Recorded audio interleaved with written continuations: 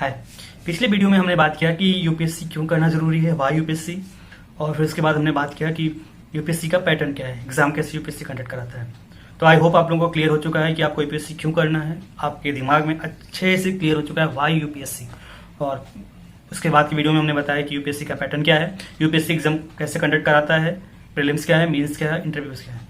तो आज हम बात करते हैं कि प्रीलिम्स के लिए कौन कौन से सब्जेक्ट इंपॉर्टेंट हैं, उन सब्जेक्ट में कौन से सब्जेक्ट्स आते हैं जो कि बहुत ही ज़्यादा इंपॉर्टेंट हैं, उनके लिए क्या पढ़ना ज़रूरी है, उससे भी ज़रूरी चीज़ क्या नहीं पढ़ना ज़रूरी है, एसेरीज ज़रूरी है कि नहीं ज़रूरी है, मैगजीन्स ज़रूरी है कि नहीं ज़रूरी है, न्यूज़पेपर ज़रूरी है कि नहीं ज़रूरी है। तो शुरुआत करते हैं। पहले हम बात करते हैं कि कौन कौन से सब्जेक्ट इंपॉर्टेंट है यूपीएससी प्रीलिम्स के लिए। हम अभी सिर्फ प्रीलिम्स की बात कर रहे हैं, मेंस की बात आने वाली वीडियोज़ में करेंगे। तो आज हम सिर्फ प्रीलिम्स के सब्जेक्ट्स की बात करेंगे। तो सबसे पहले हम बात करते हैं अपना हिस्ट्री सब्जेक्ट।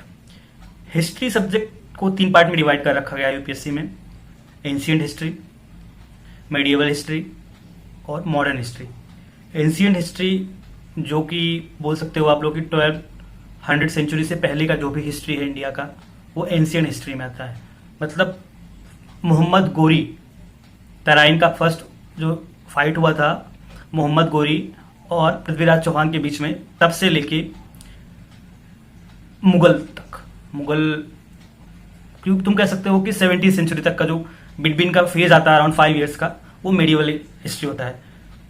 फिर 17वीं सेंचुरी से लेके टिल 1947 तक जो टाइम आता है उसको हम मॉडर्न हिस्ट्री बोलते हैं।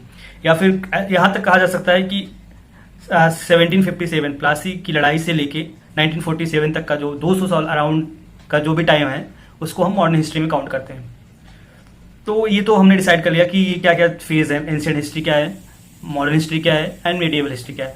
अब क्वेश्चन आता है कि कितने क्वेश्चन पूछे जाते हैं यूपीएससी में इसके लिए।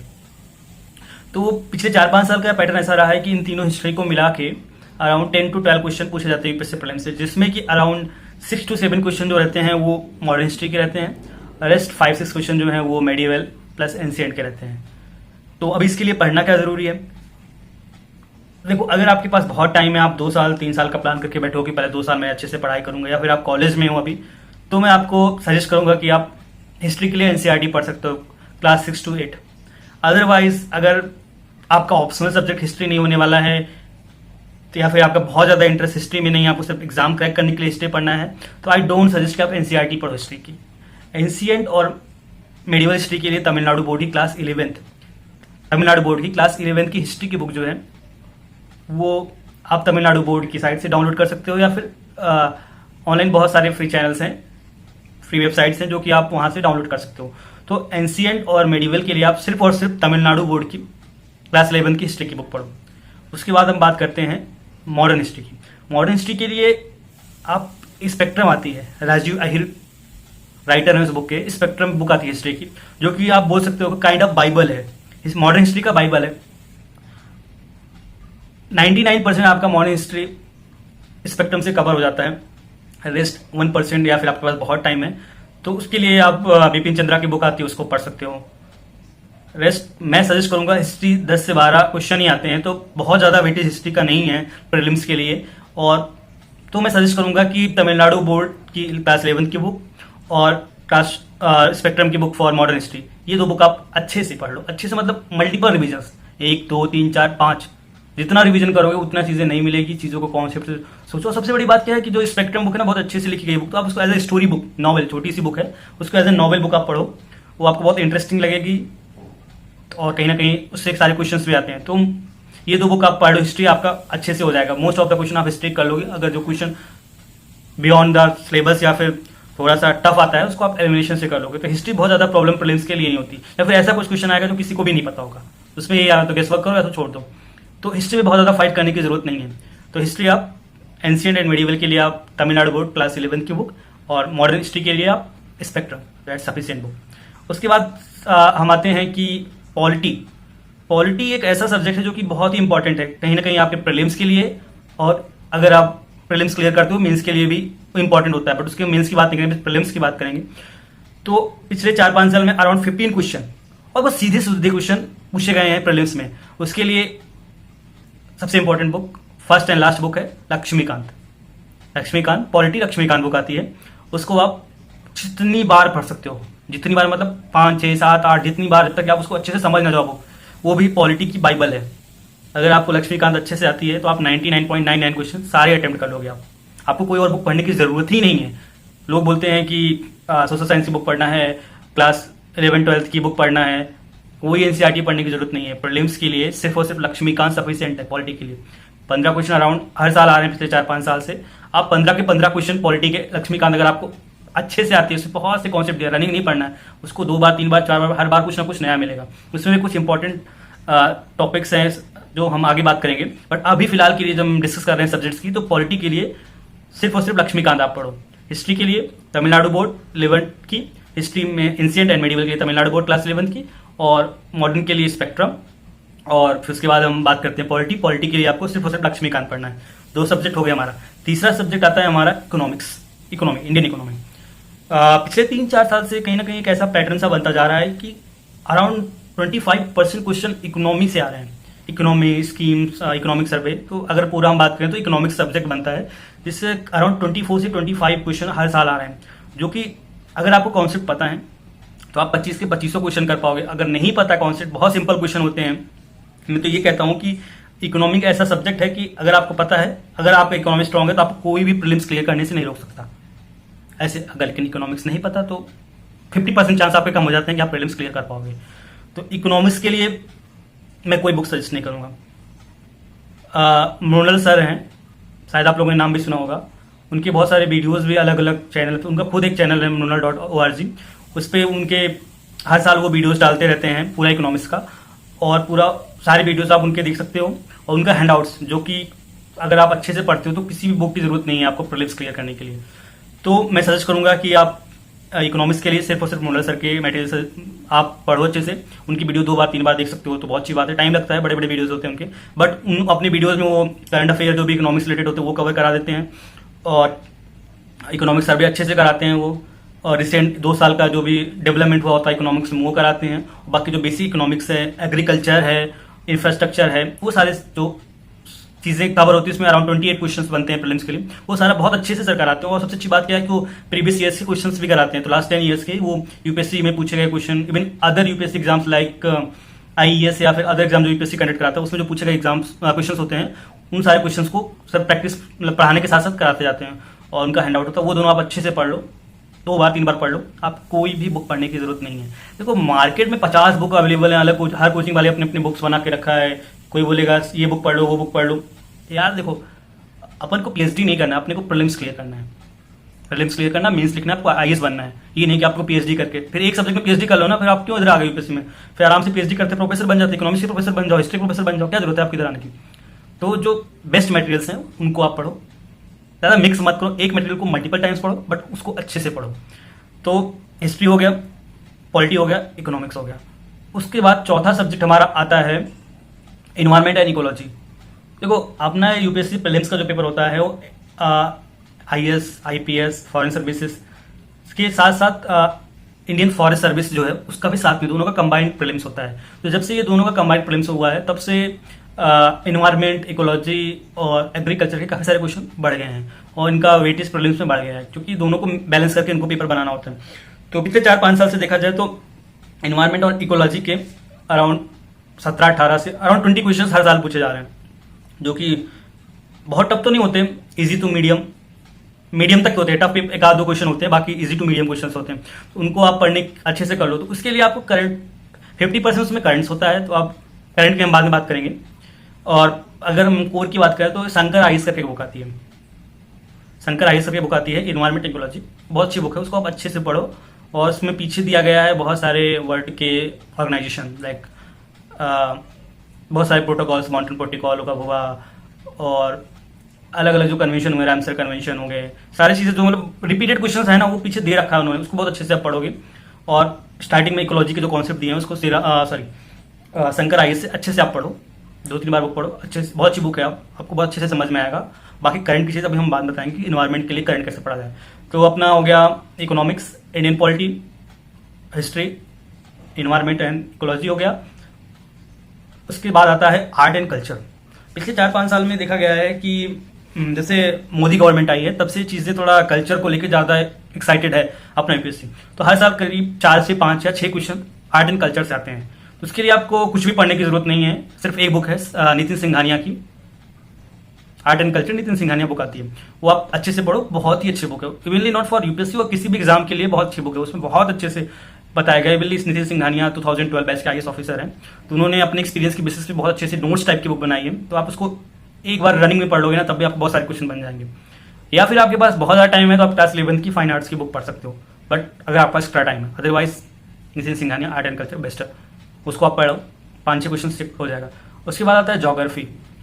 देखो, अगर अनटिल अनलेस आपका ऑप्शनल सब्जेक्ट ज्योग्राफी नहीं है तो आपको बहुत ज़्यादा ज्योग्राफी पढ़ने की जरूरत नहीं है, क्योंकि इकोनॉमिकल ज्योग्राफी जो है मृणाल सर अपने वीडियोस में अपने नोट्स में कवर करा देते हैं। रेस्ट फिजिकल ज्योग्राफी या फिर वर्ल्ड ज्योग्राफी से 4-5 क्वेश्चन आते हैं। उसके लिए आप मृणाल सर का यूट्यूब चैनल है, उसमें आप जाना, तो उसमें सोलंकी मैम है, उनके वीडियोस पड़े हुए हैं, वो भी यूपीएससी उन्होंने क्लियर किया था।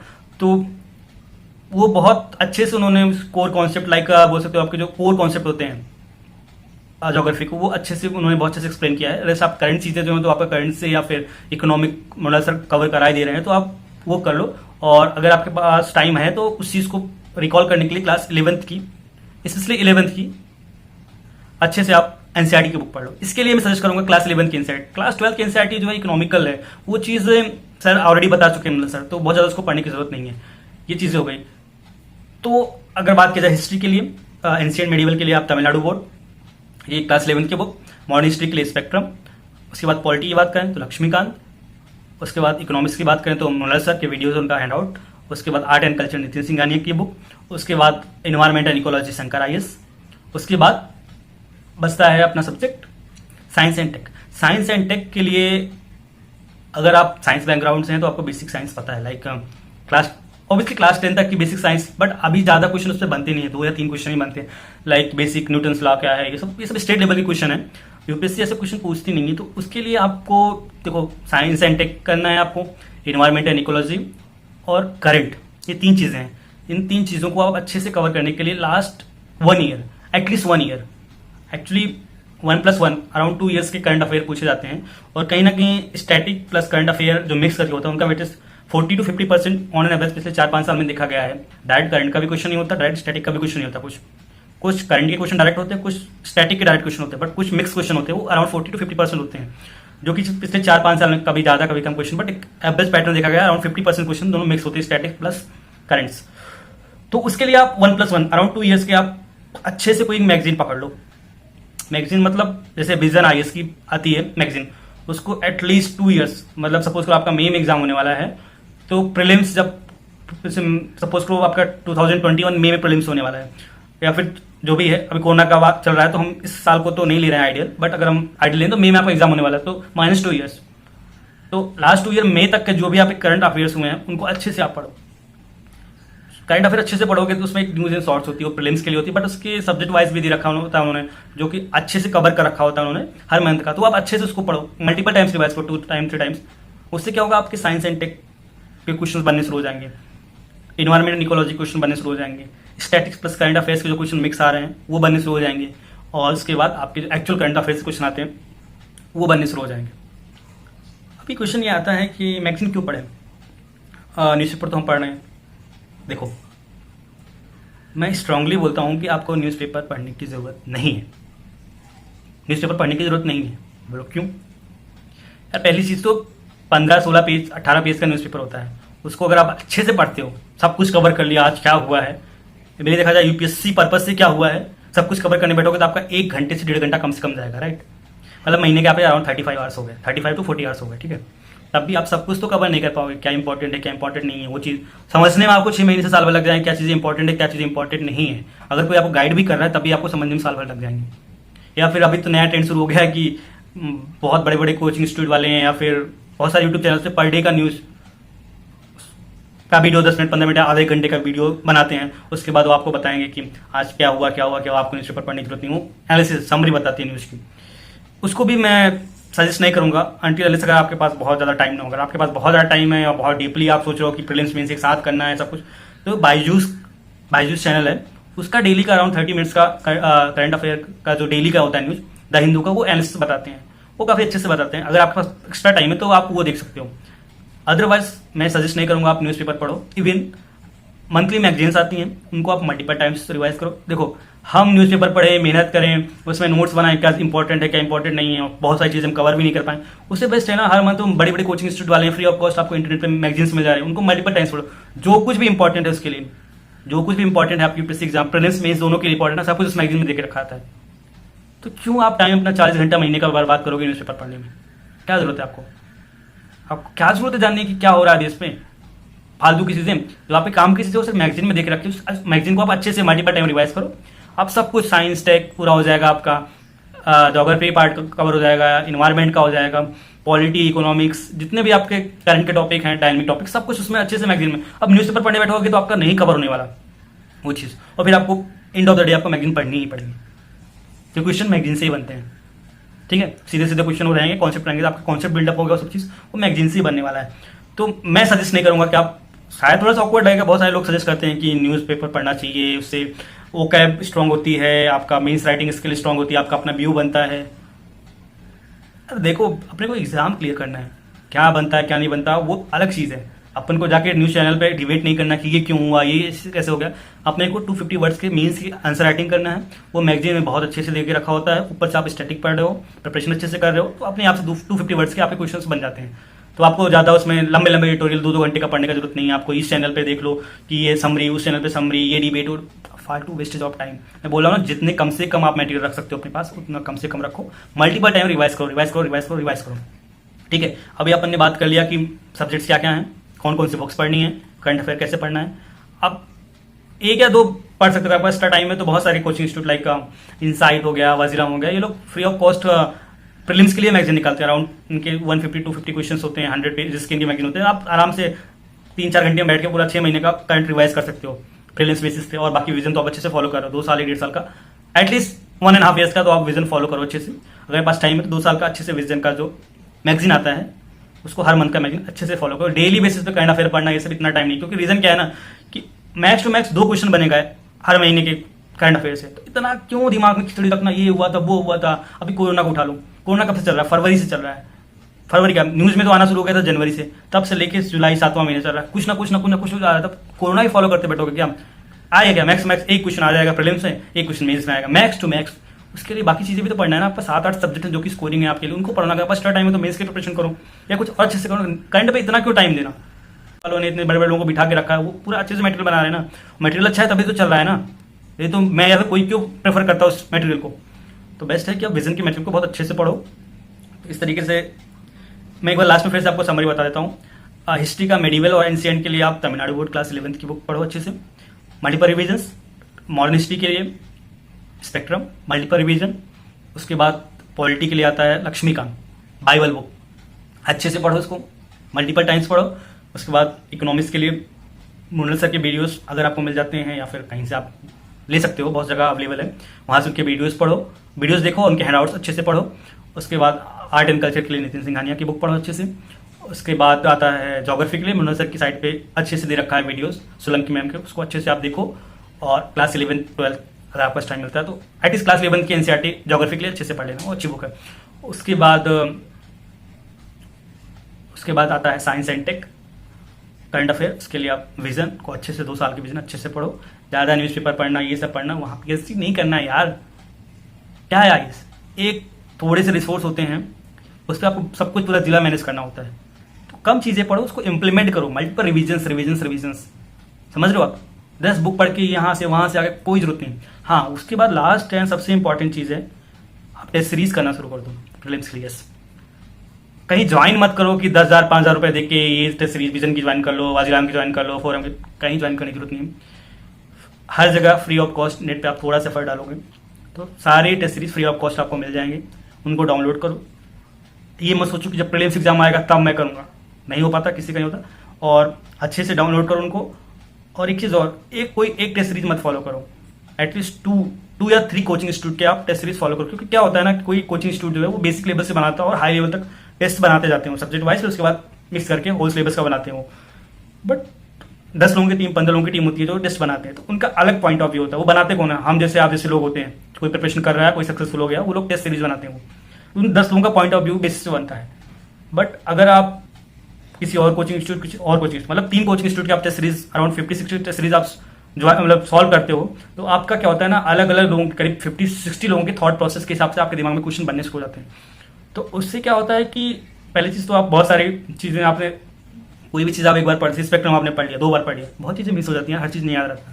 बट आप टेस्ट सीरीज में क्वेश्चन आएगा तो आपको दिखेगा हाँ अच्छा ये क्वेश्चन है, तो नेक्स्ट टाइम जब आप पढ़ने जाओगे ना, तो वो चीज़ आपको अच्छे से याद रहेगा, तो वो क्वेश्चन आने वाले टाइम में आप गलत नहीं कर पाओगे। तो क्या होगा कि इस तरीके से आप जो 3 टेस्ट सीरीज मान लो, अराउंड 50-60 क्वेश्चन, पहले तो आप सब्जेक्ट वाइज क्वेश्चन सॉल्व करना, जैसे कोई हिस्ट्री पढ़ा तो हिस्ट्री के अलग अलग इंस्टीट्यूट के क्वेश्चन सॉल्व करना, फिर उनको देखना, फिर उनको जो गलती की तुमने उससे तो अपना एक स्ट्रेटजी बननी शुरू हो जाती है, अपना थॉट प्रोसेस डेवलप होने लगता है, कैसे क्वेश्चन अटेम्प्ट करना है, कैसे मैं गलतियां कर रहा हूँ, क्या नहीं कर रहा हूँ, वो चीज़ करो अच्छे से। और सबसे बड़ी चीज़ क्या है कि जो आपका करंट के आपको टेंशन हो रही है कि साइंस एंड टेक करंट कैसे होगा, वो आप सोचो ना कि आपने 60 क्वेश्चन, 60 टेस्ट सीरीज की, 60 पेपर्स, हर किसी में 10-10 करंट अफेयर, 600 क्वेश्चन आपके रेडी हुए करंट से। और जो 600 क्वेश्चन है ना, वो बेस्ट क्वेश्चन है। और सबसे बड़ी बात, 600 क्वेश्चन में 100 क्वेश्चन कॉमन मिलेंगे आपको अलग 3 इंस्टीट्यूट के, क्योंकि वो बेस्ट क्वेश्चन है। जो कोचिंग इंस्टीट्यूट वाले हैं उन्होंने गेस किया कि ये क्वेश्चन यूपीएससी में आ सकता है, तभी तीनों अलग अलग कोचिंग वालों ने उस क्वेश्चन को इंपॉर्टेंस दी है।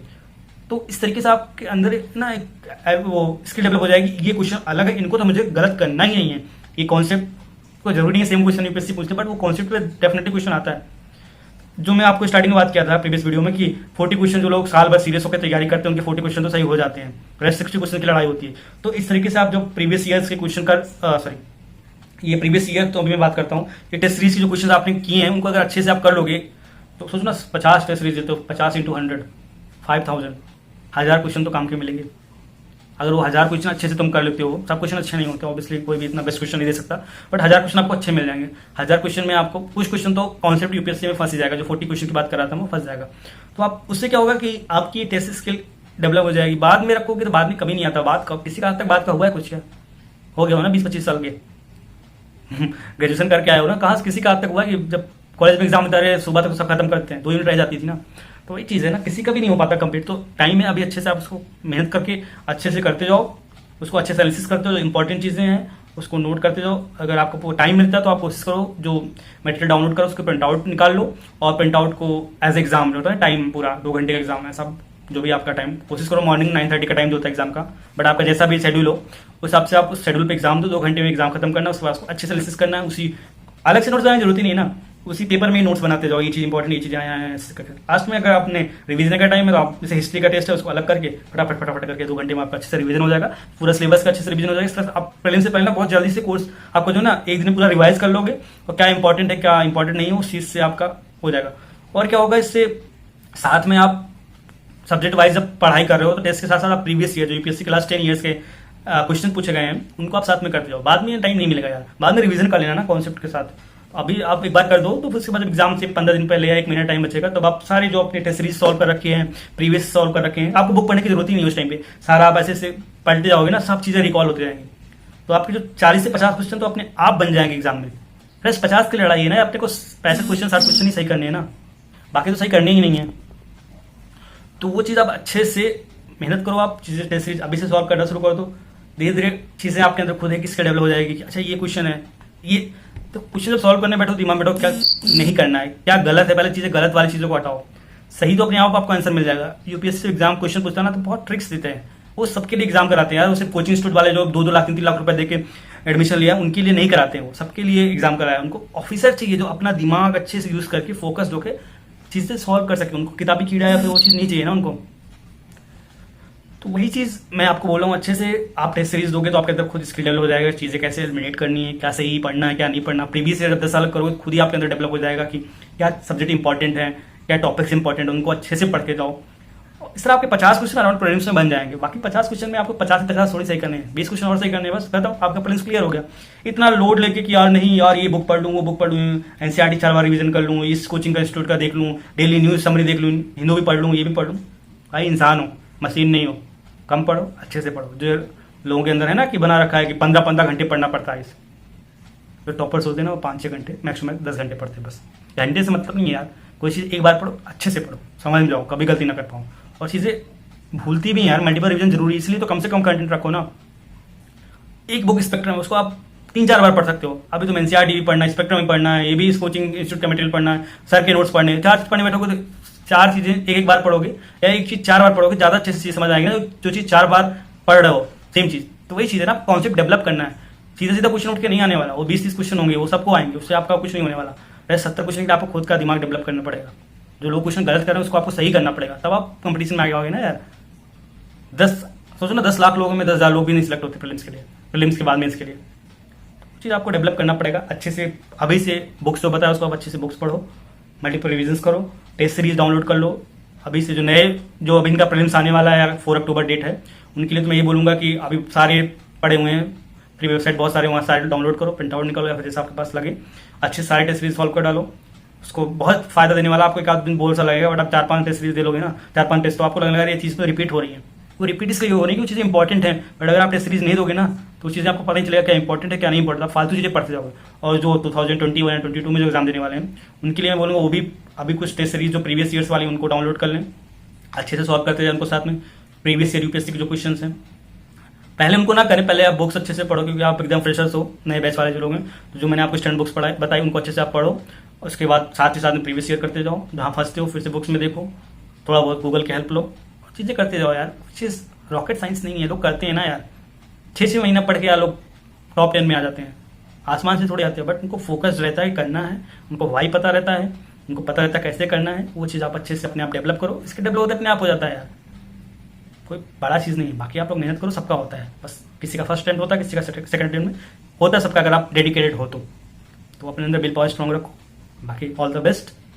बाकी हम बनाते रहेंगे ऐसे वीडियो आपके लिए। अगर आपको और भी चीज़ें लाइक कि कौन से सब्जेक्ट में कौन सी टॉपिक इंपॉर्टेंट है, जैसे हिस्ट्री में तो फ्रीडम स्ट्रगल कितना इंपॉर्टेंट है, रादर देन कि 1857 का जो रेवोल्यूशन हुआ था वो इंपॉर्टेंट है, या फिर अलग अलग चीज़ें हैं टॉपिक्स में, लाइक पॉलिटी में से पार्लियामेंट सबसे इंपॉर्टेंट है, फंडामेंटल राइट्स इंपॉर्टेंट है, अभी सुप्रीम कोर्ट पे क्वेश्चन बन सकता है, अलग अलग आर्टिकल्स पे क्वेश्चन बन सकते हैं, अलग अलग चीज़ें हैं जो कि हम डिस्कस करेंगे आने वाले टाइम में। बट अभी आज के लिए फिलहाल इतना ही। आप लोग अच्छे से मेहनत करो। अगर आपको ये वीडियो अच्छा लग रहा है तो प्लीज़ अप्रिशिएट करने के लिए इसको लाइक कीजिए, मेरे चैनल को सब्सक्राइब कीजिए, और आने वाले टाइम में बस ऐसे आप लोगों के साथ हम बने रहेंगे। तब तक के लिए thank you, all the best.